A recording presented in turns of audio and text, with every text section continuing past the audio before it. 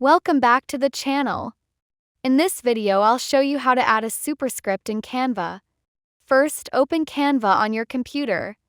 From the left-hand menu, click on Text and drag a text box onto your design. Then, drag and drop another text box. In the first text box, type your main number or word. For example, I'll type my main number 5 here. In the second text box, type the number or letter you want to use as a superscript. For example, I'll type 8. Now, resize and position the second text box so it sits neatly as a superscript beside the main text. Once you're happy with the placement, drag your mouse to select both text boxes. Then, click on Group from the top right menu. This way, both elements will move together as one. And that's it. Congratulations, you've successfully created a superscript in Canva.